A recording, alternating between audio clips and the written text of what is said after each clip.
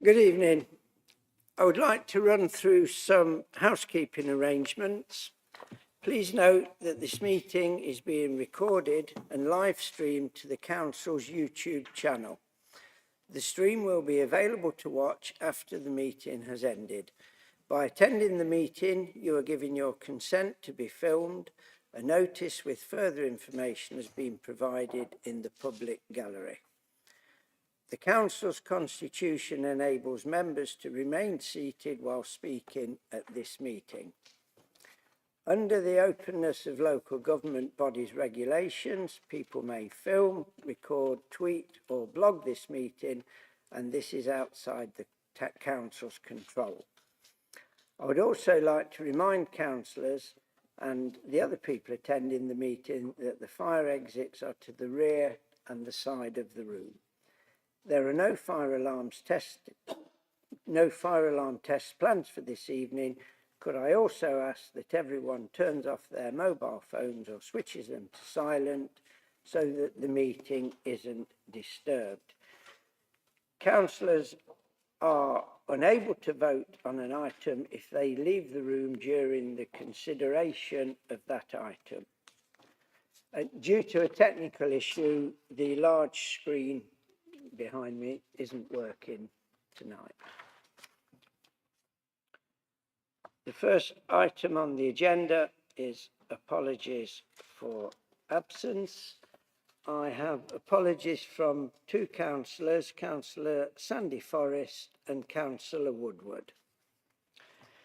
I have had apologies from the following honorary older women and older men, which is Honorary Alderman Bush, Honorary Alderman Tormey and Honorary Alderman Stott. So no older women, I apologise, sorry about that. I've also had apologies from the following councillors in addition to the two that I've already read out, which is Councillor Dent, Councillor O'Neill and Councillor Brooks. And at this bit it says, are there any other apologies? But I've done those, of course. So that's Councillor Sandy Forrest and Councillor Woodward. Are there any other apologies? No. Okay.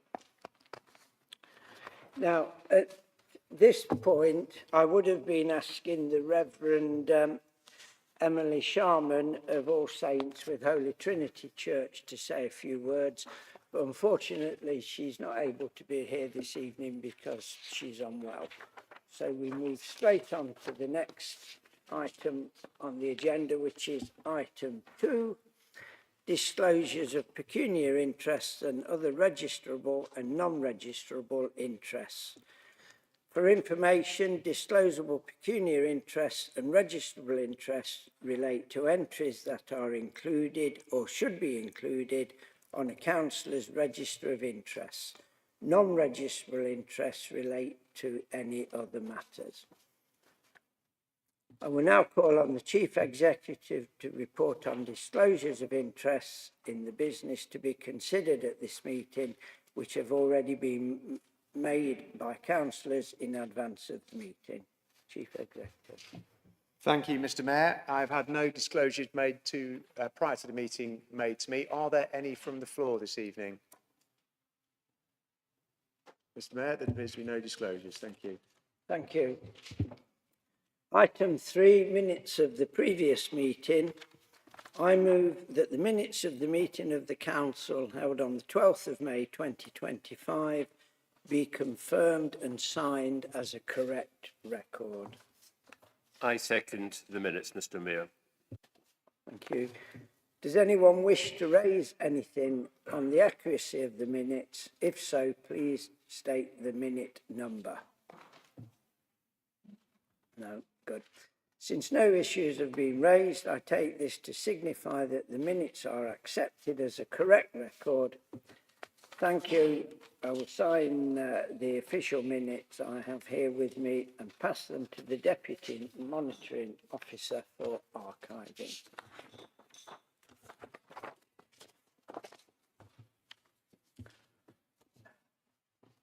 Item 4, announcements. 4.1, the Mayor's announcements. I have the following announcements to make. The Six Hills swim, which our immediate past Mayor, Councillor Julie Bradshaw, is doing an open water swim on Friday the 27th, that's this Friday, at Swim Six Hills. It's in aid of the Carpenters Arms, which happens to be one of my charities as well, and it's from 10 in the morning until noon, and Councillor Bradshaw and Richard Spence, the Chief Executive of Carpenters Arms, will be doing I don't quite know if they're doing the question and answer session while they're swimming. I'm not quite sure about that, but either way, it sounds like an important event if anyone can get to it on Friday, 10 till 12. This morning, we raised the Armed Forces flag outside the Southfield offices to mark the beginning of Armed Forces Week, and several people here were in attendance, of course. On Saturday, the 28th of June, 11 till 3, we will be celebrating Armed Forces Day in Queen's Park, Loughborough. And on the 4th of July, at 10:30 a.m, we will celebrate the Hope Bell unveiling in Queen's Park. That should be quite an occasion. I won't be here, but Deputy Mayor, Councillor Hamilton will be officiating. On Thursday, the 10th of July, Loughborough in Bloom judging is taking place. On Sunday, the 10th of August, 10 till 4, I will be attending the Loughborough Mela in the town centre with the official opening at 12 noon. Friday, the 15th of August is VJ Day 80 years, of course. The flag raising ceremony will take place outside Southfield offices at 10 a.m. That's on Friday the 15th, VJ Day. There will also be a beacon lighting in Queen's Park between 6 and 10 p.m. I hope some of you will be able to attend, and I look forward to seeing you there. I call on the leader to make his announcements.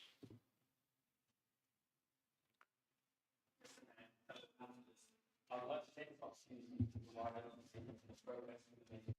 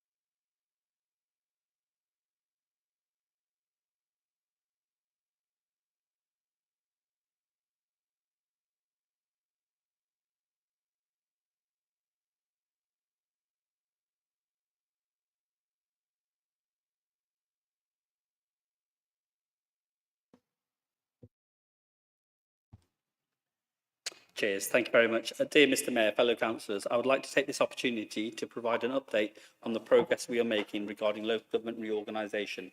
As members will be aware, Charnwood Borough Council has been working in close partnership with the other district and borough councils in Leicestershire, as well as with Rutland County Council, to develop a bold and forward-looking proposal for the future structure of local government across Leicester, Leicestershire and Rutland. This collaborative effort has led to the development of the North City South proposal, a model we believe offers the greatest benefit to our communities. These councils would be well balanced in both size and scope. In March, we submitted an interim plan to government, and we are now focused on the next phase, preparing a comprehensive and detailed final submission, which we intend to submit to government in November.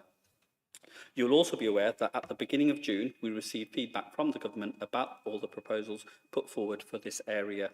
We have reviewed this information and will address any of the points raised which are directly relevant to our proposal in our final submission.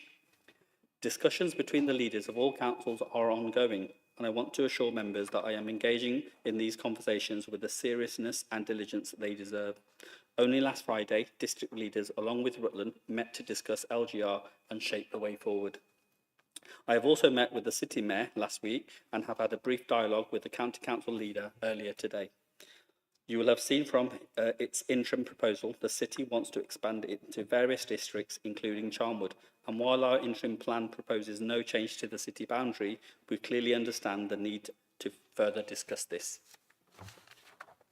I am committed to ensuring that every aspect of the North City South model is robust, data-driven and aligned with long-term interests of our communities.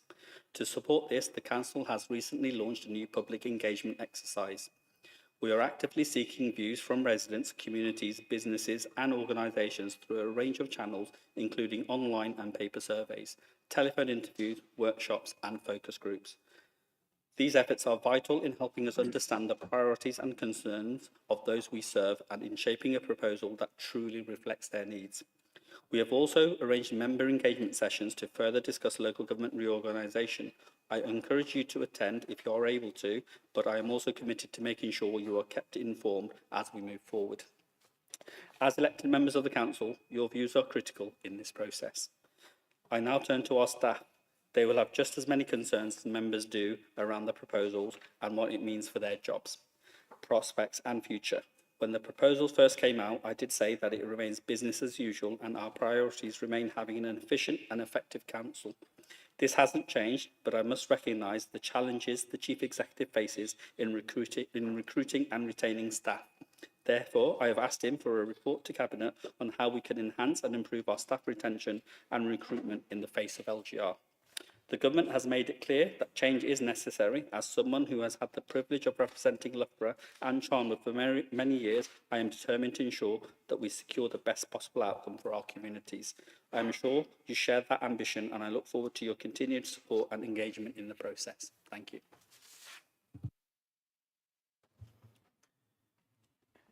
Thank you, Councillor Mayor. I call on the Chief Executive to make his announcements. Thank you, Mr. Mayor. I have no announcements to make. Thank you. Item 5, petitions. Are there any petitions to be presented?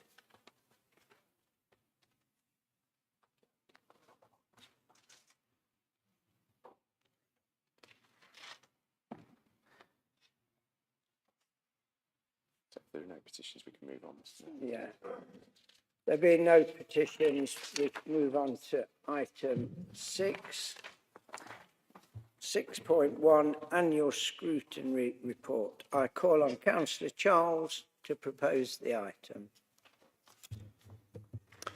Mr. Mayor, to report annually to Council on the workings of scrutiny bodies and the operation of the scrutiny function generally, in accordance with Scrutiny Committee Procedure 6.3E of the Council's Constitution.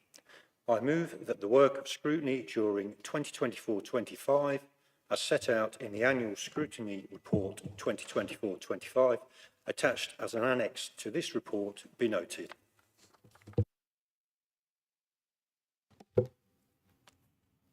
I'm happy to second this, Mr. Mayor.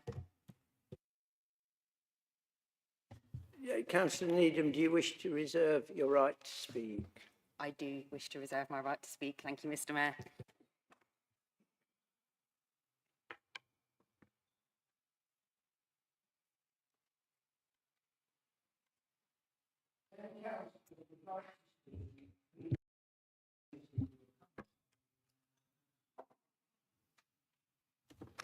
Hi, I would just like to thank everybody who is involved with the Finance and Performance Scrutiny Committee and the fantastic scrutiny work we do with that. And I'd also like to thank everybody who worked with me on the Public Transport Scrutiny Panel, and like to say how much I enjoyed my work on the Flooding Scrutiny Panel and how both examples were a great collaboration, cross-party working. So thank you very much to everybody involved. Thank you. No other councillors wish to speak. I'd call on Councillor Charles to sum up.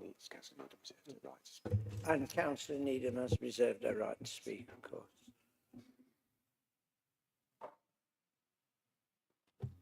Thank you, Mr Mayor. I'd just like to reiterate the thanks that Councillor Maynard mentioned. I'd like to thank all the councillors and officers who contributed to the scrutiny process over the past year, particularly the panel chairs, and I know that the scrutiny panel, the flooding scrutiny panel as well, involved in an enormous amount of work. But the recommendations that have been brought forward out of these scrutiny panels have been excellent, as you say, Councillor Maynard, cross-party working collaboratively. And I think this year's work shows that how valuable scrutiny can actually be in shaping action that matters to residents. So thank you to everybody involved this year. Thank you. I call on Councillor Charles to sum up. Thank you, Mr Mayor. I thank all the councillors for their comments and move that this report be noted.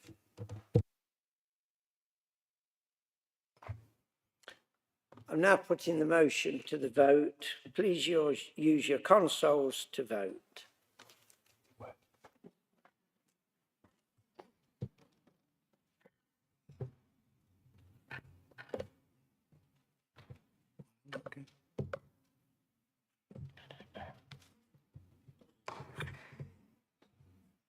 Gone or what? I don't know.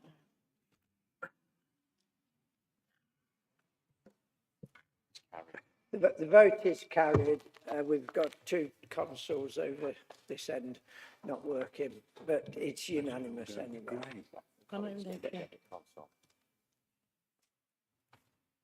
Thank you. Because you've got that on. So the motion is carried, just to repeat that. Item 6.2, the Audit Committee Annual Report 2025. It's page 25 on your on the bundle. I call on Councillor Popley to propose the item. Councillor Popley. Thank you, Mr Mayor. To satisfy the CIFA guidance on how local government bodies deliver effective audit committee arrangements, I move that the work of the Audit Committee to ensure compliance with the CIFA position statement, audit committees in local authorities and police 2022 be noted. I second this, Mr Mayor. And Councillor Reserve my Ashcroft, right to speak that. you reserve your right to speak. Fine. Thank you. If any councillors would like to speak, please indicate using your console. And I have Councillor Lawrence first. Councillor Lawrence. Thank you, Mr Mayor. Just very quickly, I understand and support the reasons why ICS were not able to accommodate the IT audit schedule for the year that's covered in this report, 24-25. And I do welcome their intention to undertake it this year, as stated under paragraph 3.1 of the report. I just wanted to comment really that in the fast-moving world of technology with its multiple data security threats, I'd just like to highlight, how vital these IT audits are to the integrity of the council's systems and the continuity of our business operations. Thank you, Mr Mayor. Thank you, Councillor Lawrence. Would anyone else wish to speak? No. Councillor Ashcroft reserved his right. Councillor Ashcroft, you reserve your right to speak. Would you like to follow up? Okay, first I'd like to just thank the members of the committee. It's quite a tough job, I think, doing the audit committee. There's a lot of papers to go through, and also for the officers who were involved in preparing papers, and also to note the previous comment about the IT audit, and to note that it is in the plans to continue these next year. Thank you. Call on Councillor Popley to sum up. Thank you, Mr Mayor. First of all, Councillor Lawrence, thank you for your remark, and it is also duly noted by all of us on the committee, and we will continue to press this. It's something that's annoyed us all quite a lot, so don't worry, we're all on your side in this regard. The other thing I'd like to say is to Jane Ellis, who's obviously not here tonight, she's an independent member, but she chairs the group fantastically well, and I love working alongside her. And also to Simon, to Kerry, and to Rebecca for all your hard work throughout the year. Without you guys, I think we'd all probably go off the track sometimes, so thank you for all your hard work. And to all my colleagues as well on the committee, because you all work really hard, and I know what a tough job it is. And I'd like to now propose we vote on the motion and support it. Thank you. Thank you, Councillor Popley. I'm now putting the motion to the vote. Please use your consoles to vote.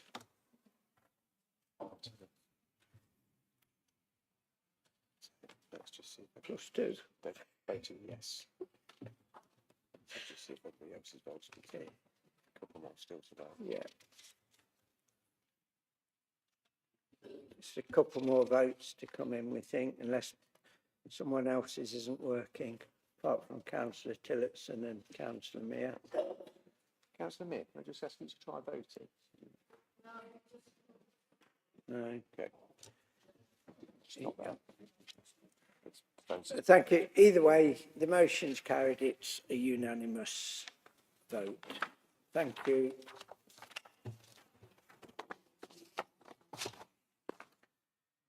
Item 6.3, capital plan amendment, flood locker grant scheme, which appears on page 39 of your bundle. I call on Councillor Beverley Gray to propose the item. Mr Mayor, to make financial provision for the grant scheme, I move that 150,000 is allocated to the capital programme to allow for the flood locker grant scheme to be introduced. I second this, Mr Mayor, and reserve my right to speak. Thank you.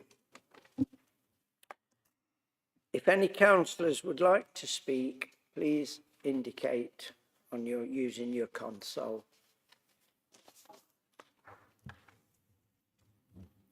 Councillor Taylor. Thank you, Mr Mayor. Just a quick question about area.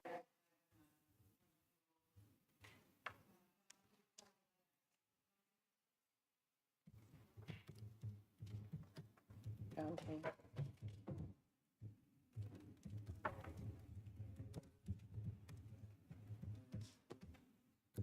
Can't hear anything. Why did that disappear?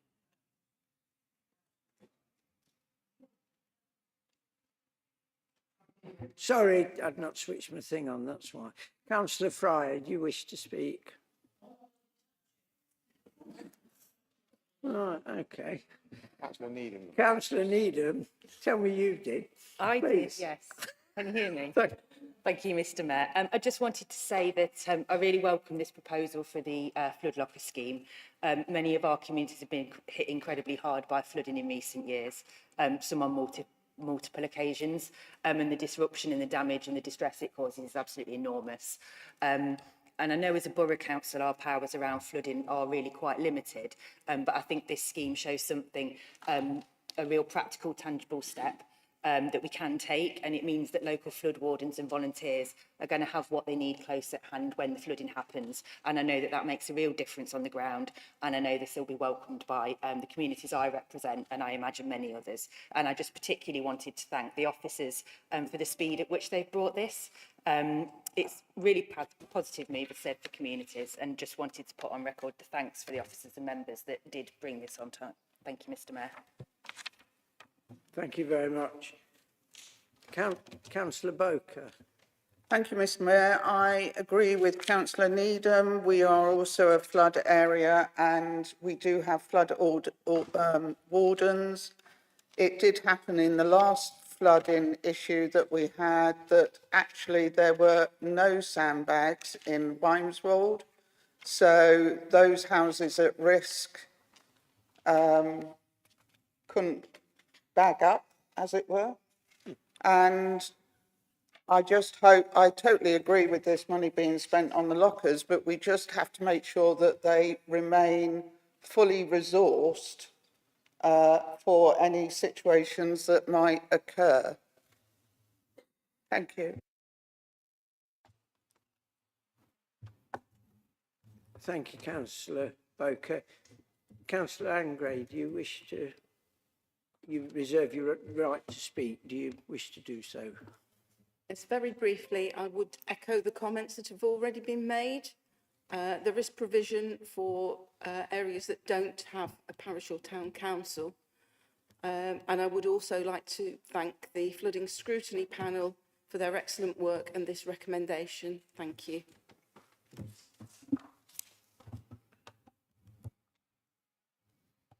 Thank you.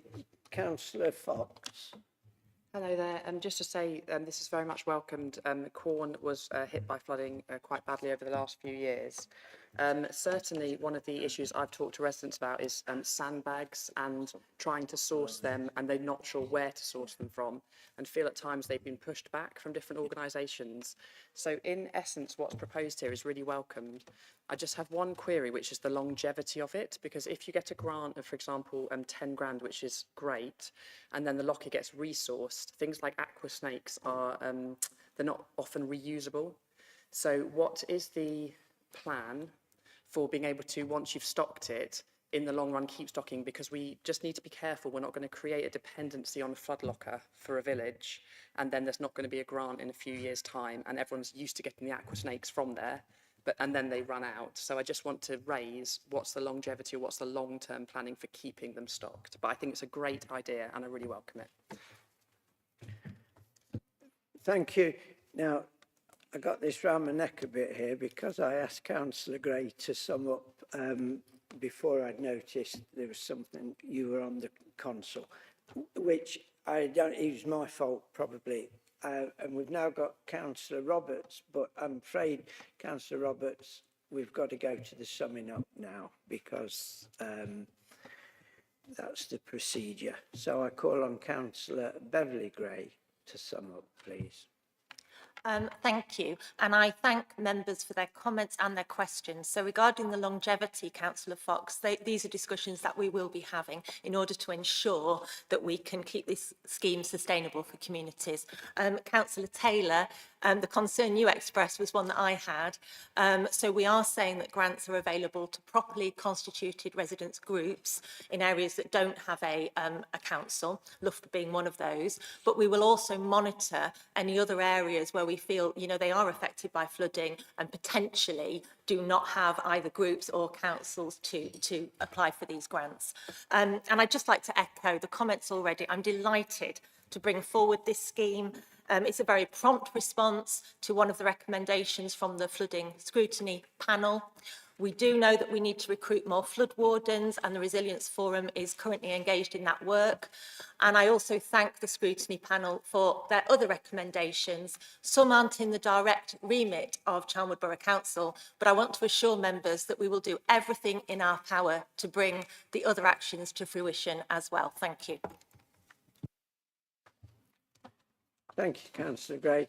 I'm now putting the motion to the vote. Please use your consoles to vote. And Councillor Tillotson and Councillor Meyer, put your hand up. Thank you.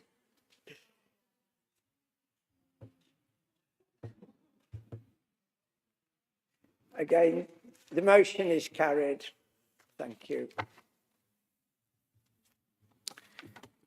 Item 7, call-in references. There are no call-in references from scrutiny. So we can move on to item 8, position statements. No requests for position statements have been received.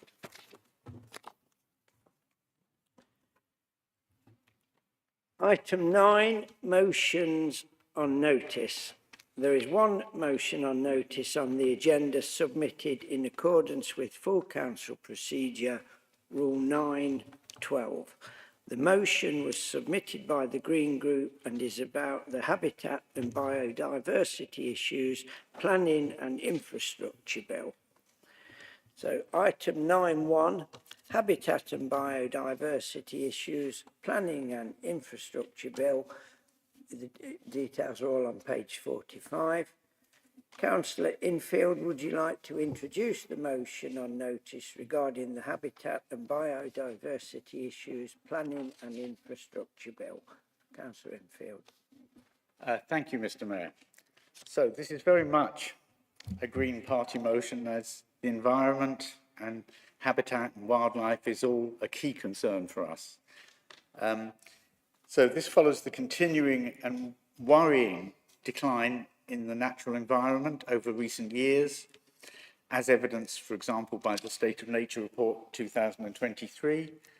And this involves and has been overseen by governments of both Conservative and Labour, not Green, I should add. So, the dire situation is reflected in the fact that we now have a county-by-county nature recovery plans, but sadly, and I've been following this in some detail, no real adequate resources to enable the things that need to be done to get done. So, a poor situation which isn't necessarily improving. Now, our concern is with the Planning and Infrastructure Bill, and I know we've talked about aspects of that bill already, but this is the element that's very much concerned with habitat and environment. And we believe that provisions in this draft bill will make matters worse, and that in particular, there will be no real protection for valued habitats, as it will be relying almost entirely on biodiversity upgrade to compensate for any damage that's done. So habitats, however rare and valuable, will not be automatically protected. As you might expect, Nature Conservancy organisations are widely opposed. One of our Green MPs, Dr. Ellie Chownes, together with others at the committee stage, did try and introduce some specific protections for rare habitats, but they were blocked, unfortunately.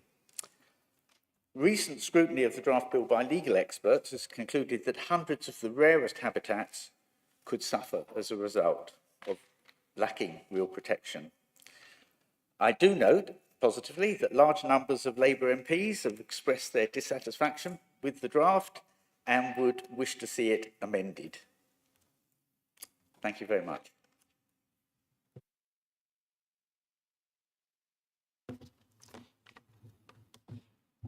Councillor Lawrence, would you like to second the motion? Thank you, Mr. Mayor. Yes, I'd like to second the motion and reserve my remarks, please. And you're reserving your right to speak? Yeah, thank you.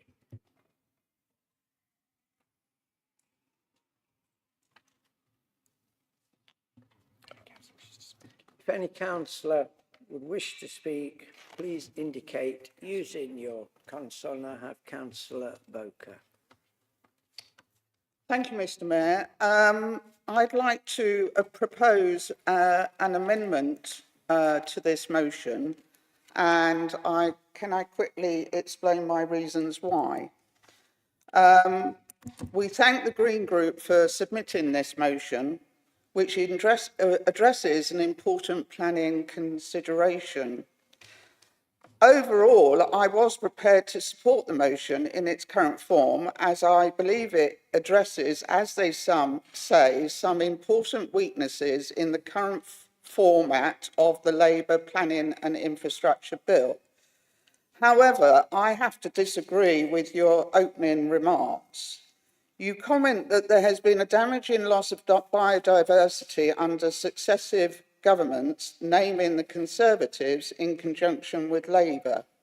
So I wish to remind the Council that it was the Conservative government which passed the 2021 Environment Act, heralded at the time as world-leading in its ambition for environmental protection and enhancement. As you know, this Act introduced the biodiversity net gain obligation, requiring developers to submit a biodiversity gain plan, alongside planning applications to ensure that all new proposals featured at least a 10% gain in biodiversity. This was a huge leap forward in biodiversity protection under the Conservatives and was welcomed by the very organisations you cite as objecting to the current Labour bill, including the Wildlife Trust and the RSPB.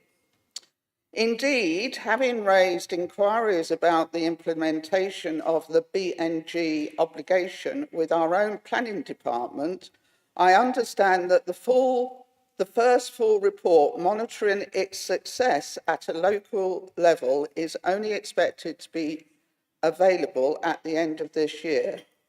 Thus, as these objective matrix to measure biodiversity damage or gain are not yet available, it should not be stated unchallenged that there has been a damaging loss to biodiversity under the Conservatives, as we don't know yet the legacy of this Act, which we believe will show a positive step forward. As such, your opening paragraph is not factually correct and is not evidenced with data or information as of yet. And I would ask for an amendment which basically says, we believe, because we have no evidence, there has been continuing degradation of the natural environment over recent decades, together with a steady erosion of habitats driving a damaging loss of biodiversity. Whilst the 2021 Environment Act introduced a mandatory 10% biodiversity net gain to all new developments, it cannot undo the damage caused to habitats before 2021, and these need to be protected. I was a little bit disappointed when I read your motion, because I did ask you to take the one sentence out and you refused. So I just would say that it's much more important that we focus on getting this right than doing any sort of political damage unnecessarily and not supported by the evidence. Thank you. Thank you, Councillor Bowker. Councillor Fox, do you wish to second the motion? Yes. The amendment, rather. I second this amendment and reserve my right to speak. Thank you. Yes, I was going to say that's the next thing, Leader.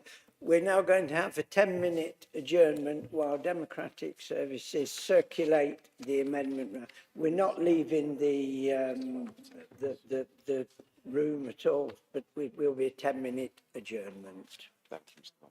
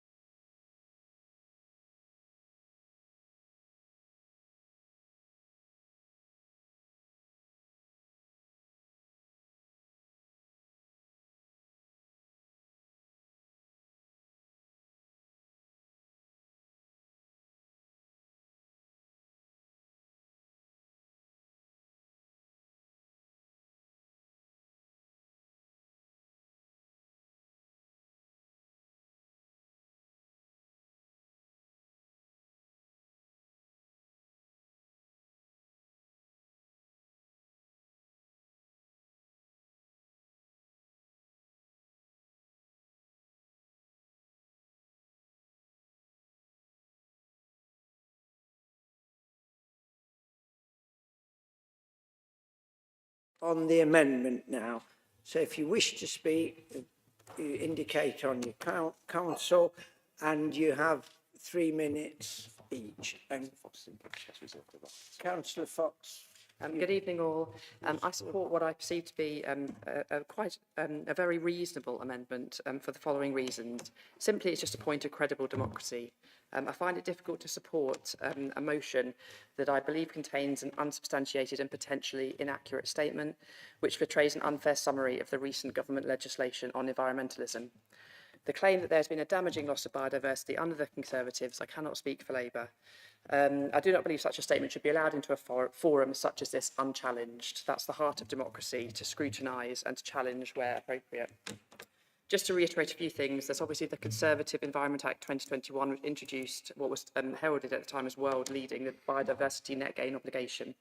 It was welcomed by the very conservancy organisations that the Greens cite here as aligning themselves with this evening, the Wildlife Trust and the RSPB. And given its recent introduction, I did contact our own planning department and tell us that we have not yet got to the point where we're having a full report on monitoring the implementation of this. So I would be interested in further scrutiny of the evidence behind that statement. Indeed, it is the provisions of the Conservative Act, not just the BNG, but also the mitigation hierarchy. So in the Conservative Act, it obliges developers to avoid, then mitigate and compensate only as a last resort. And my understanding and reading of the motion and the objections from those conservancy organisations is they're seeking to retain that mitigation hierarchy, and the current Labour bill is looking to find efficiencies and perhaps sort of get rid of that. It's those parts of the Conservative Act that I understand you're seeking to safeguard in the new Labour bill. I therefore submit really that it's such a critical statement and it shouldn't be allowed without further substantiation and recognition that essentially at the moment the conservancy organisations and the motion is seeking to keep alive the conservative policies of the 2021 Environment Act that was enacted by the Conservatives. So simply, if you consider the Conservative record on biodiversity to be so bad, why is the whole thrust of the motion designed to safeguard the provisions of the Conservative Act? More importantly than that, I encourage you to support our amendment because we do support your concerns that the current Labour bill weakens the environmental protections included in the Conservative Environment Act 2021, especially Part 3, which seeks to remove that mitigation hierarchy and make it easier to compensate rather than avoid and mitigate first. If we work together, this motion with the amendment can be passed and we can together use local government as a vehicle to influence national policy. So I say to you, if your true concerns are environmental protection, then surely one inaccurate and unfair one-line sentence can be removed which criticises other parties for no obvious benefit. Alternatively, if the main priority here is political point scoring, then you are putting the motion at risk of not passing at all.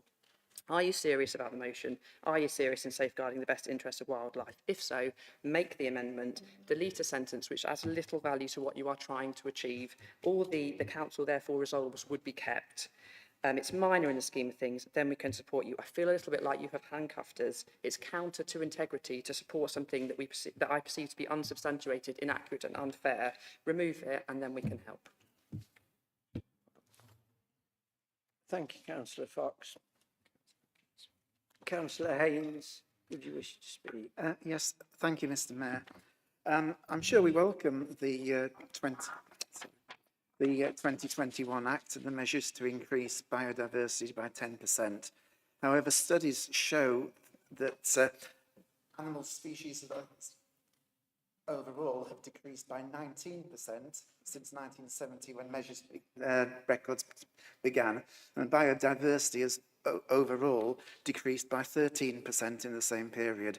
So our motion is simply a statement of fact.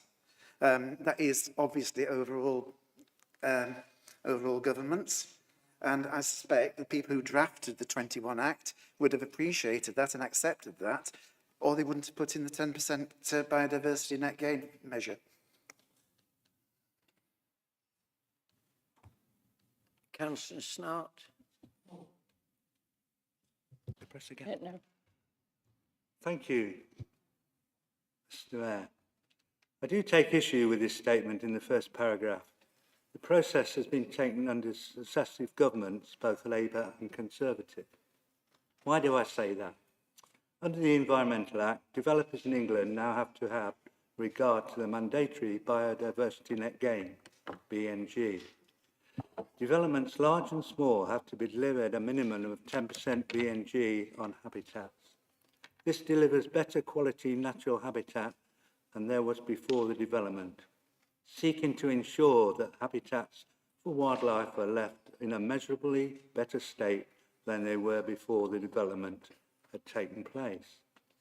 The BNG is mandatory and has an important role in playing in improving and enhancing natural habitats and ensuring development has a long-lasting positive impact. Seems to me the main thrust of this motion is to change the proposed in the plan, part of the first paragraph would not weaken the motion, as it seems to me just a political statement in paragraph 1, not relevant to the main impetus going forward to government. Having a council ward in the heart of Charnwood Forest, I support the main thrust of this motion, such as Charnwood Forest and the ancient woodland should be fully protected. It's a pity that the Green Group haven't started with the statement in paragraph 1. Indeed, in paragraph 5, the current requirement for developers is removed, suggesting that there is protection for the habitats already and the impact development will have. I support the amendment. Councillor Needham. Thank you, Mr Mayor. I'm just going to explain why we're not going to accept the amendment. The suggestion to remove reference to successive governments ignores an important truth, really, that the steady decline of nature in this country has happened over decades. It isn't about blame for its own sake, it's about accountability and learning from the past so we don't keep repeating those same mistakes. We recognise what you're saying about the biodiversity net gain and the local nature recovery strategies, and they are steps forward, but they're coming much too late to prevent most of this damage. It's closing the door after the horse has bolted.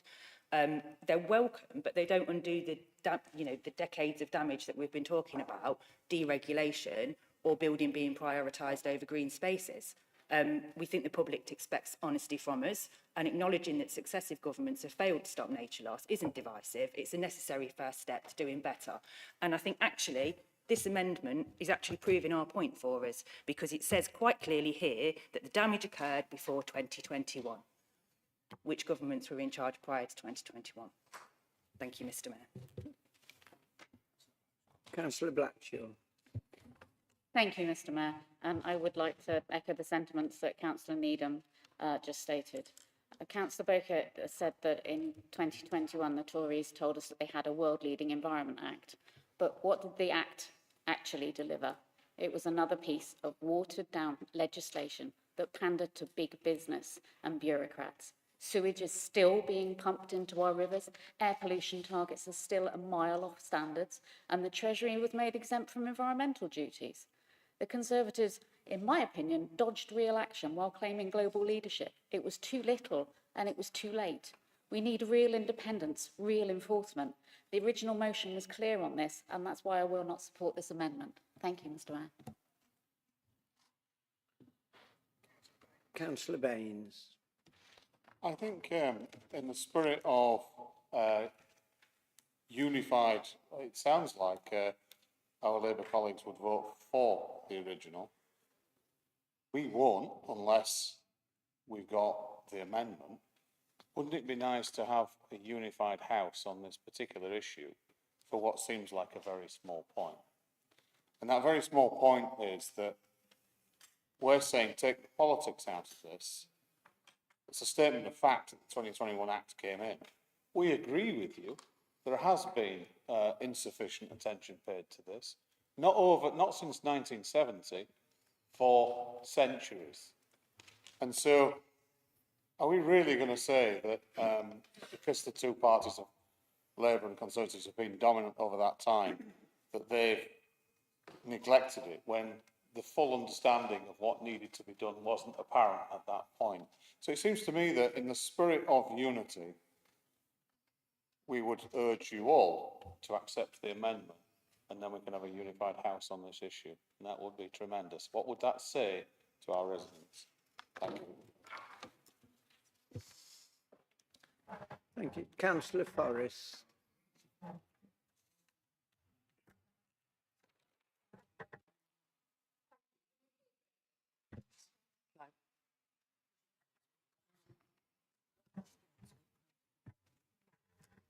so sorry, everybody. Okay, thank you very much, Mr. Mayor. The amendment before us does not materially change, amend or improve the substantive proposal of this motion, which can be found on page 2, sections A, B, C or D. Time and politics moves on, and facing the environmental truth is important, and more important than perhaps, and I wish to be frank, our feelings or perhaps our party political egos. Thank you very much.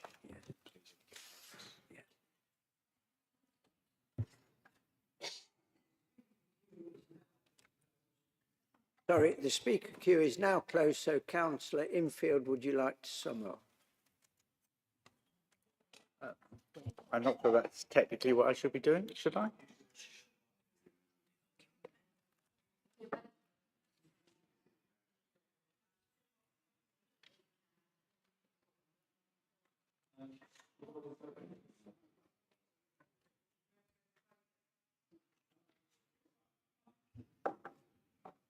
I did, Councillor Taylor, I did take advice on that Councillor Fox had used the reserved her right to speak, had been used up with that. That's how I was told it. So, Councillor Infield. But shouldn't we move to a vote before I sum up on the main motion? But I had a comment to make on the amendment. I'm happy to do that. Simply that I used the word decades advisedly, not recent years, but recent decades. And also to point out an irony that the biodiversity upgrade units provided by the 2021 Environment Act is actually acting as the mechanism in the proposed bill to remove protection for rare habitats. Councillor Infield, you still get to speak on the substantive motion if this amendment doesn't go through. You see, so No, I understand that. You can speak twice, is what we're saying. Yeah. No. So I'm finished for now, and I'm assuming we move to a vote on the amendment. Yeah.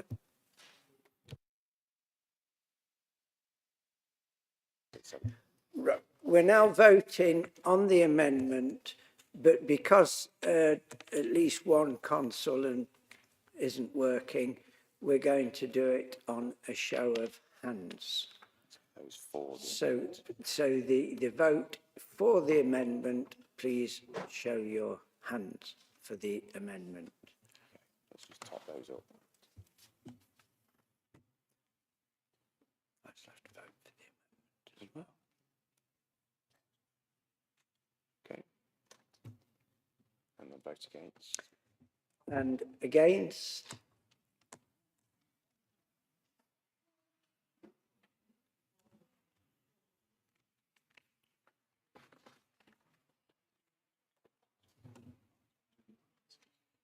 Abstentions.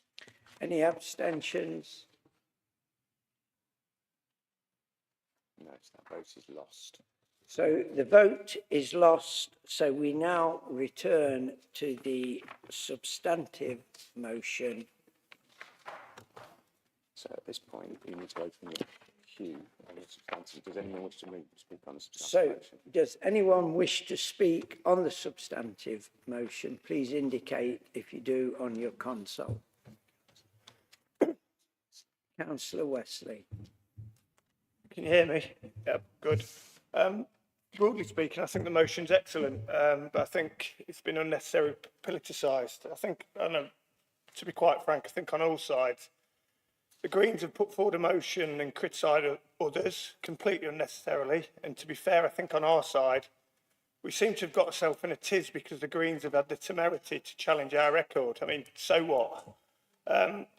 I think in this room we overstate our importance. All we're doing is proposing to write a letter to the Minister. I think the way we've damaged our environment and wildlife is quite frankly absurd. Like much of the things in this country, which some may or may not agree with, the way we spend taxpayers' money, our place in the world in immigration, I think the damage is done and perhaps gone too far to replace what we've ever had. But here we are. I think it's vital we protect the one thing we probably have got now is the environment.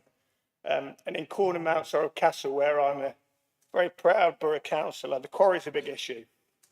And besides the positive impact it's had on the local community, brought many irreversible damages as well. The quarry now takes up large parts of Budham Wood. The stone crushing centre takes up which was Cocklow Wood. Farmland's been replaced by the storage and production facility. Hawcliffe Hill has been replaced by the lagoon. It's not on, and we need to protect that place and our environment. Take Budham Wood, for example. Last time we saw a tree pipit, it was 1991. The last owl was seen in 2001. And the marsh tit was last seen in Budham Wood in 2017. It's not good. And what legacy are we providing for future generations? I think the thing where we may differ, though, is the requirement in your motion to include a detailed biodiversity and habitat appraisal for the site proposed for development. What that says to me is more cost, more red tape, which, in my view and political view, is not on, places additional burden on many hard-working families. I mean, I was with a client last week in Herefordshire who needed to do a bit of work on his barn, and he had to spend several £1,000s on a bat survey. For me, with regulation and red tape becomes rackets, and so many so-called green businesses will take advantage of. So I think we've got to be careful with the regulation that we put in place. But overall, I'm quite supportive of the motion. But I do think that the amendment was in the right spirit, and as such, I'll be abstaining. Thank you, Councillor Wesley. Perfect timing. Councillor Worrell. Thank you, Mayor. And thank you for bringing this motion to Council. I'm very pleased to say that the Labour Group is in support of the motion.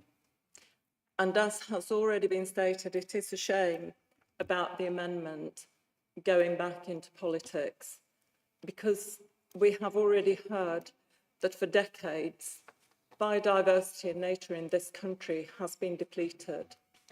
And that goes back to about 50% since the Second World War. We do also recognise that the Planning and Infrastructure Bill proposes some relaxation of certain requirements in relation to nature and biodiversity, and in particular for smaller and medium-sized developments. And as we have already heard, the Charnwood Emerging Local Plan supports a 10% biodiversity net gain for all developments, which is in line with the sentiments of the motion. In February this year, the Council expressed significant concern to a more strategic approach to biodiversity net gain, rather than a site-by-site basis, in their response to the government working paper on the development and nature recovery. And also, more locally, in the motion, you have made reference to local sites. And we do have already some protection for the Charnwood Forest in the local plan, and also wildlife sites. And, for example, in the floodplain, they are subjected to very tight planning control, both nationally and locally. There is currently full consultation open on the government proposal that the motion refers to, and we are writing a draft response which supports nature and biodiversity. Thank you. Councillor Needham. Oh, sorry, Councillor Beverley-Gray, you're next.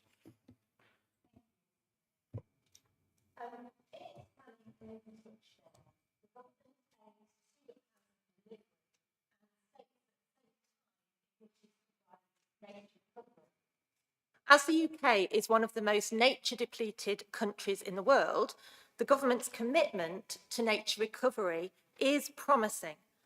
But I share the concerns of members of this council and of a number of Labour MPs, such as Chris Hinchcliffe, that Part 3 of the bill potentially weakens existing environmental protections and could lead to irreplaceable habitat loss.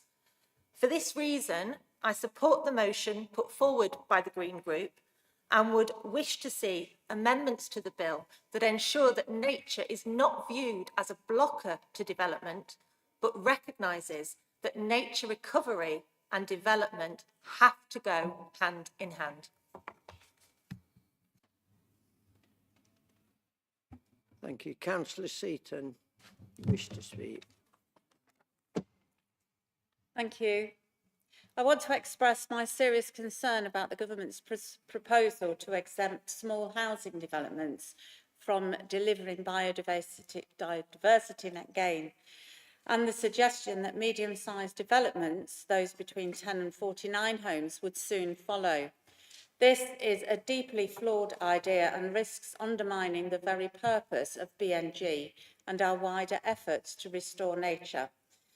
The argument being made is that the developments are small and that easing requirements will speed up the house building, but this completely ignores the cumulative impact.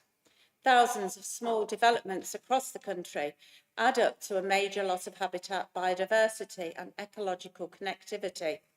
Nature doesn't work in isolated patches, it thrives through networks, corridors and continuity. Chipping away at it by bit creates fragmentation, and once that is lost, it's incredibly hard to restore.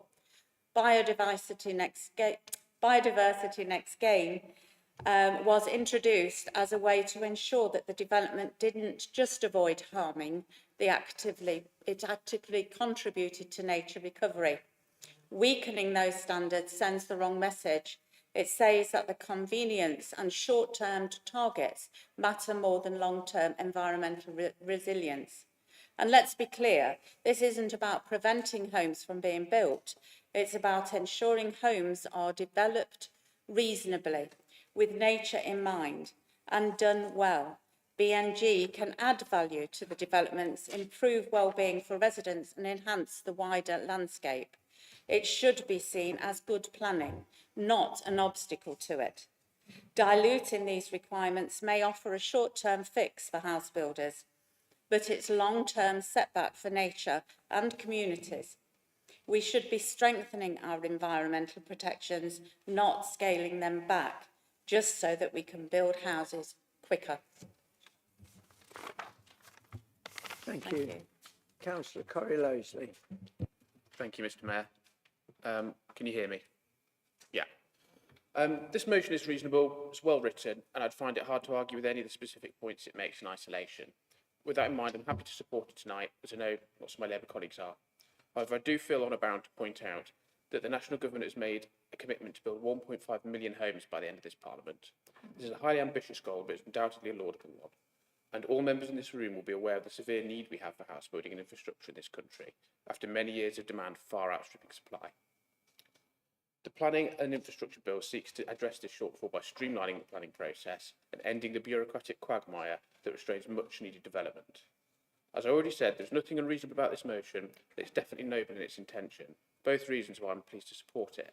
But we should be mindful not to pile too many constraints on a piece of legislation that seeks to ease the blockages in what was hitherto an archaic and dysfunctional process. Thank you. Thank you. Councillor Needham. Thank you, Mr. Mayor. On this main motion have actually been really, really positive and have actually caused me to tear up half the speech that I was going to make. But it's very glad to see that there is a lot of consensus on this.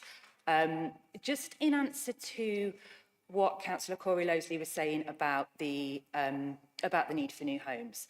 We absolutely do need new homes, but those homes have got to be built in a way that protects the environment and supports the health and well-being of our communities. So this build agenda is all well and good, but the reality is that there are actually thousands of sites across the country where developers already have planning permission and simply aren't building. Those sites have got to come forward first, and we think that all options for brownfield development must be properly explored before we even think about weakening protections for green spaces. You can't solve the housing crisis by making the nature crisis worse. Our local green spaces are not just nice to have, they're actually vital. So they help prevent flooding, they improve air quality, they support our mental and physical health, they provide spaces for children to play and for wildlife to thrive. Once we lose these places, we don't get them back. So I do hope that councillors across the council tonight will back the principle that development must not come at the expense of nature, and the local voices and protections matter more than ever. Thank you, Mr. Mayor. Thank you. Councillor Fox, would you wish to speak? Hello there. Obviously, I'm disappointed that what was a very reasonable amendment hasn't been agreed, but I did want to talk to the substantive motion. Of course, I'm very supportive of habitats and biodiversity preservation. And the main thrust of that was just to say how much the Conservatives have done for that, and really to, I don't want there to be any illusion that any confusion about the importance that with which I regard those areas, and the approach tonight is really to stress that. As part of that, I did actually look further into the proposed bill, and they are just reflections or thoughts that I hope the Green Group might be able to take away. There are obviously lots of different demands on the planning system, and there's biodiversity. And hopefully we all agree that there is also the need for necessary development to take place in an efficient way. And the Labour bill seems to be sort of balancing those. So with those competing needs, I did actually have a look through the comments made by MP Ellie Chance that you cite in your motion. And I feel that some of the proposed resolutions go a little bit further than perhaps she went in those debates. So I just have some considerations or points for thought, really. In terms of the mitigation hierarchy, which was in the Conservative Act, which is to avoid and then mitigate and compensate. I really think that it might be worth stressing that in any communications. In fact, MP Ellie Chance described the mitigation hierarchy herself as a tool that delivers for nature and development, and I think that provides sort of a more measured approach, understanding that, of course, you want to avoid and then you want to mitigate, but sometimes, given the need for housing to take place, there sometimes is a need for compensation to still play a role. So it's just to align to sort of reflect on the fact that she said that herself. I also read a little bit more about what she said about rare habitats, and I know that the resolution here proposes that rare habitats should be fully protected from damage due to housing or economic development. But I just wanted to note that she herself accepted that in very rare circumstances, she does say when there is an overriding public interest for development to proceed, it's worth taking that into consideration. So I just wanted to raise those 2 points that she said herself, and they kind of provide context a little bit more to the motion. So simply, you've quoted your own Green MP as advocating for those communications. My suggestion is that we need to look in a little bit more detail as to what she actually said. And I think she's stressing that in some respects we have to balance lots of competing needs. And I would add stressing the mitigation hierarchy and the fact that sometimes there are overriding public interests just for a more measured communication. I'm totally behind defending wildlife. I'm disappointed that it was a very reasonable proposal. And took the politics out of essentially this motion. I feel it could easily have been agreed without the need for us to be in this position, and I'm disappointed that was not, that I perceive that politics from other parties has perhaps got in the way of what I seem to be a very reasonable amendment, but I did want to put forward those considerations. Thank you, Councillor Fox. We have Councillor Taylor to speak, and then I'm going to ask the proposers to sum up. So, Councillor Taylor. Thank you, Mr. Mayor. Yeah, I'm really disappointed as well. I think I echo what Sarah's just said. I really wanted to support this amendment, but this, this motion with that small amendment in there that we put forward. So I'm really disappointed with the way things have gone tonight. We could all sit here and pick up all subjects about what previous governments have done for decades and decades, but without the knowledge that we know now, probably different decisions would have been taken. But we can sit here all night with whatever subject and argue the toss about who was to blame and who wasn't. I just don't see the need to put the blame game in this motion that's really, really important. I would have been very happy to support it if the Green and the Labour group had supported our amendments. So from our point of view, I'm very sad that that's happened, and politics needed to be within a motion. So us on the Conservative side will be abstaining from this. Thank you, Mr. Mayor. Thank you. Councillor Lawrence. Thank you, Mr. Mayor. Just quickly, in seconding this motion on notice, just wanted to mention a couple of the respected nature groups, what they've said about the bill as it stands. So the Woodland Trust urged the government to recognise that destroying irreplaceable ancient woodlands and veteran trees is always unacceptable, and that the trees and woodlands should actually be treated as vital national infrastructure in this country. The Wildlife Trusts, they rightly drew the government's attention to the recently published National Planning Barometer survey. So this survey of 500 councillors, which members will probably be familiar with, this survey of 500 councillors sitting on planning committees found that councillors who are at the front line of planning believe that the three biggest barriers to national housing delivery are, in fact, skill shortages in the house building sector, developer land banking, and lack of sufficient infrastructure to support development. Environmental issues were cited by only 3% of the respondents. So the argument that protecting the environment actually holds back house building doesn't really wash, certainly with those councillors like ourselves who sit on plans committees. In fact, the government's own impact assessment of the bill in May said that there was actually very limited data on how environmental obligations affect development. So they don't appear to even have hard evidence that existing environmental protections will actually hamper the government's efforts to tackle the housing crisis. The government's own nature watchdog, as members will be aware, is the Office for Environmental Protection has described the bill's proposal as environmentally regressive because it weakens existing protections. And it is worth stating that in the third reading debate on the bill in the House Commons on the 12th of June, there was a broad cross-party coalition, a multi-party coalition that did support an amendment to the bill that, had it been passed, would have imposed new environmental obligations on developers. And I think that sentiment is reflected in the cross-party debate we've had tonight. So, members, I would like to commend this motion to the council and ask you if you also to come together to support it so that Charnwood Borough Council can add its voice to those calling for protections for nature and biodiversity to be enhanced, not undermined as currently proposed in the Planning and Infrastructure Bill. Thank you, Mr. Mayor. Thank you. Councillor Infield, would you like to sum up, please? Thank you. I won't take a long time over this. I'd first like to thank all those that made contributions, and some very useful points were made from speakers all around the room. So I also think that my actual initial wording, which now stands, was pretty tame. I mean, from our perspective, we've had successive governments who have been not completely uninterested in the environment, but with only a limited interest. So we've had things like privatisation of water, lack of regulation of water, pollution of water, and now massive extraction of water to meet the future increased housing demand. So there are a lot of challenges out there, and they're not being taken seriously enough. We're not going to have a huge impact with this. It is just going to be one more element coming in to the process that we hope will have some impact.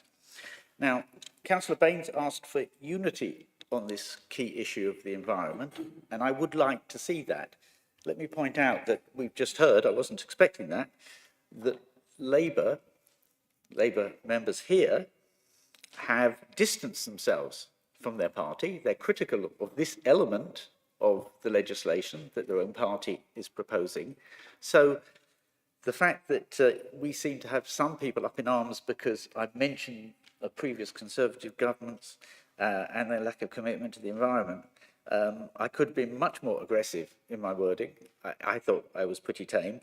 I still believe, like to echo Councillor Baines, that there is a possibility for unity here.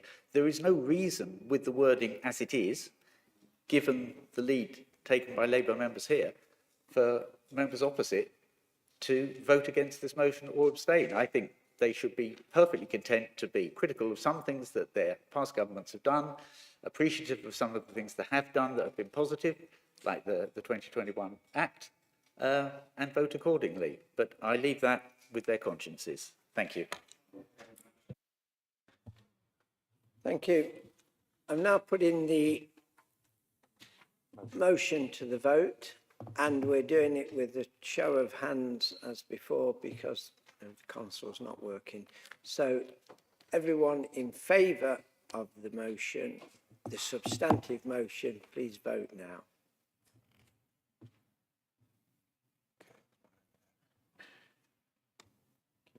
Those against? Everyone against? Abstentions? Thank you. So the motion's carried. The motion is carried.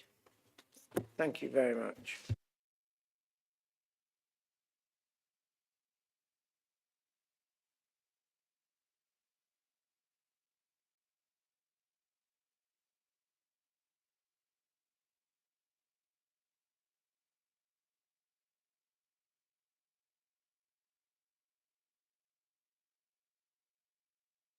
Item 10 on the agenda, questions on notice.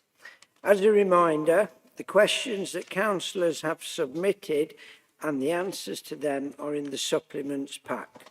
I will call on those councillors who have indicated that they wish to ask a supplementary question. Supplementary questions must relate directly and exclusively to the question submitted, and any other supplementary question will not be permitted. Each councillor will have 1 minute to ask their supplementary question, and the councillor responding will be able to speak for up to 1 minute. So, item 10.1, customer services, officer accessibility. Councillor Monk, would you like to ask your supplementary question?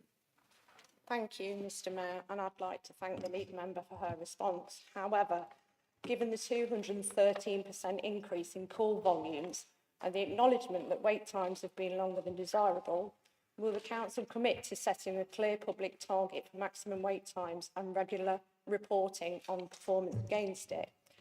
Whilst you've also clarified that there is no blanket policy on withholding officers' details, many residents have reported that they have difficulties in getting beyond customer services. Will the council therefore consider publishing clearer guidance or expectations for when and how residents should be provided with direct office contact details, especially for complex or ongoing cases? Thank you. Thank you. Councillor Jadiga, do you wish to respond? Thank you, Councillor Monk. I just wanted to say thank you for this question because it gives me the opportunity to present to full council the challenges that my colleagues who are working within customer services have faced. You can see from my response that there is more than double increase in telephone call volumes, and I would like to thank all those working in customer services for their professionalism and the hard work, dedication, including the head of customer services and the director involved. In answer to your question about the details of those working within the council, I'll certainly take that back. It's a positive contribution to our ever working hard in trying to strive to do better. It has been a very challenging increase in volume, and I think that it's important for us to recognise that all those working have worked very hard to do so. Thank you. Thank you. Item 10.2, housing adaptations. Councillor Monk, would you like to ask your supplementary question? We could give you a couple of seconds extra just in case you can't get the words out either, like I struggled with. Again, I'd like to thank the lead member for her response. Whilst I appreciate that progress has been made over the last 2 years, a wait time of nearly 6 months is still a long time for vulnerable residents to go without essential adaptations. Could you please clarify what the council considers an acceptable waiting time and when you expect to reach it? You also mention a profit-related incentive, but please could you clarify whether there are specific performance targets or penalties in place if the contractor fails to meet expectations, and what concrete steps the council itself is taking beyond monitoring to speed up delivery, such as considering additional resources, alternative suppliers or process reviews? Thank you. Councillor Tillotson, do you wish to respond? Thank you for drawing attention to this issue, Councillor Monk. You're quite right. We inherited a very poor situation from the previous administration with unacceptably long wait times. We put additional resources into the service, and wait times, as the answer indicates, are significantly down. We acknowledge there's still some way to go, but rest assured we're committed to further improvement. Thank you. Item 10.3, local government review update. Councillor Deborah Taylor, would you like to ask your supplementary question? Thank you, Mr Mayor. Thank the leader for his response. So I'd just like to ask, has County Council leader given any indication on his position on this, as time is very limited and a whole area proposals need to be submitted to the government by November? Councillor Mayor, do you wish to respond? Cheers, thank you very much. Unfortunately not, no, there's no further clarification from the county leader. But I will update the council as soon as we know anything. But I think we might know publicly before we know privately. Thank you. Thank you. 10.4, advice on new town and parish councils. Councillor Taylor, would you like to ask your supplementary question?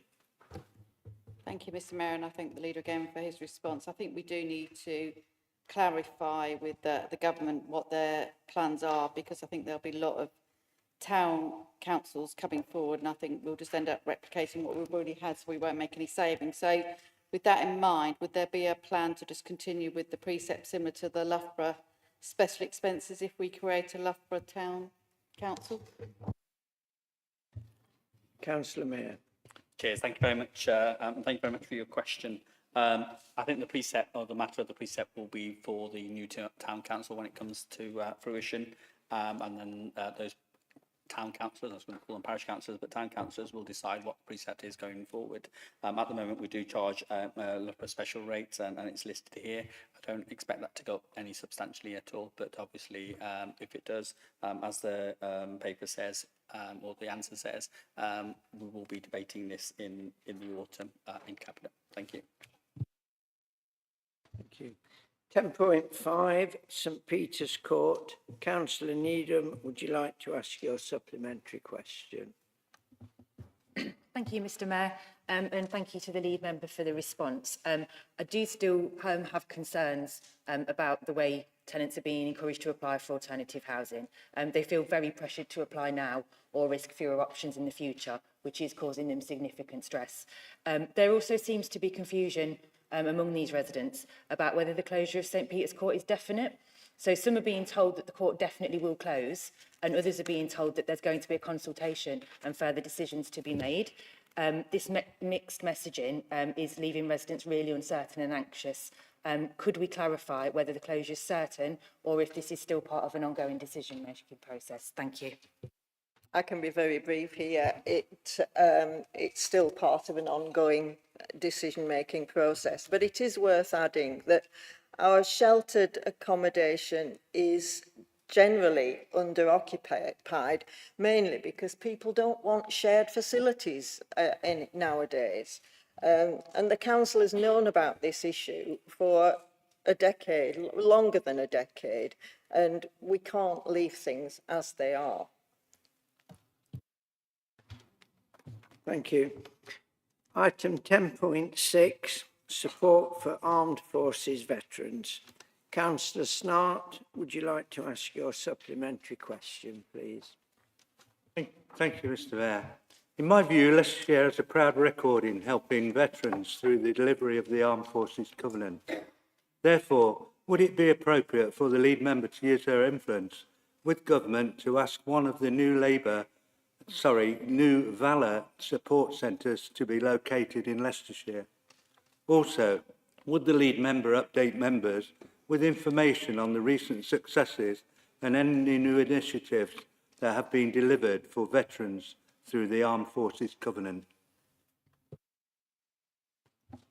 Councillor Blackshaw, would you like to respond, please?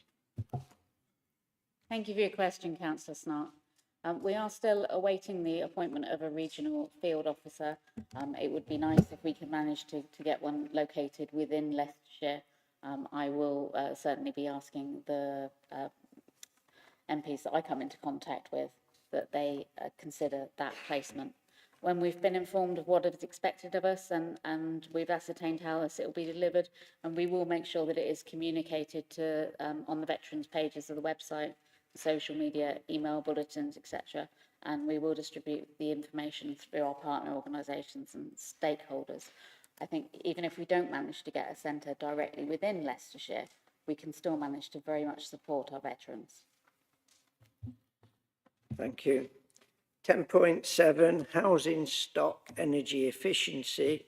Councillor Baines, would you like to ask your supplementary question? Thank you, Mr. Mayor. It was a partial answer, I think. So my supplementary question really asks that, well, I have to make a short statement first, which is the last review was undertaken under the previous Conservative administration. The cost indicated was in the many tens of millions of pounds. In view of this, and I appreciate that this is beyond the life of this council and beyond probably the life of this Labour government, in view of this, wouldn't it be prudent to be setting a multi-year investment and treasury strategy and to develop a schedule of works sooner rather than later? So I'm wondering, on this basis, can you indicate exactly when the review will be ready and when the investment strategy, the associated investment and treasury strategy will be ready, and that schedule of works? Thank you. Councillor Ashcroft, do you wish to respond? Yeah, first of all, I think it's worth recognising that we inherited housing stock, which wasn't very well set up for meeting these energy requirements. So it's quite right that work needs to be planned. And in fact, we're already doing a very substantive stock investment programme. And this covers things such as roofing insulation, heating, and so on, which all increase the property EPC rating. So we're already moving forward with increasing the EPC rating. As it says in the answer, we're also doing a full stock condition, and this is an essential part of then planning exactly what we need to raise all the stock to the EPC C by 2030. And so this will be available this year. So we're getting towards the end of that stock survey, and we've also been working with Savills, who are an external consultant, and we've already done quite a lot of work with them with modelling different scenarios. So this is a 30-year plan, so we're not aiming to hand over a problem to the next council. We're aiming to have a new sustainable 30-year plan in place, which takes into account the need for the energy ratings. Thank you. Thank you. Now, item 10.8, weed killer usage in open and green spaces. No supplementary questions were asked within the set time limit, so there will not be a question asked on this tonight. Item 11, minute references. There are no minute references. Item 12, urgent executive decisions exempted from call-in, which are on page 47. This is a report to inform the Council of decisions which are exempted from call in accordance with the Scrutiny Committee Procedure 11.9. If any councillors would like to speak, please indicate using your console.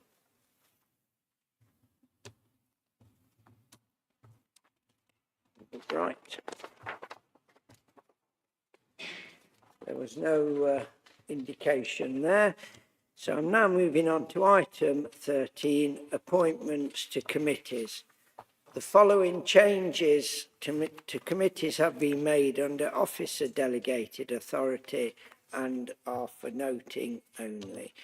Councillor Northridge has been removed from the licensing committee and Councillor Fox has filled the Conservative vacancy on that committee.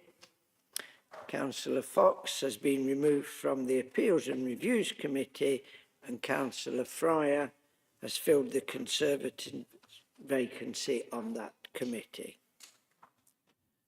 Thank you. That moves us on to the close of the business for tonight. Thank you so much, everyone, for bearing with me. My first time here. A lengthy debate, which we weren't really anticipating, possibly. But either how, thank you so much indeed. And the next scheduled meeting of the council is scheduled for the 8th of September. I look forward to seeing everyone then. Thank you so much.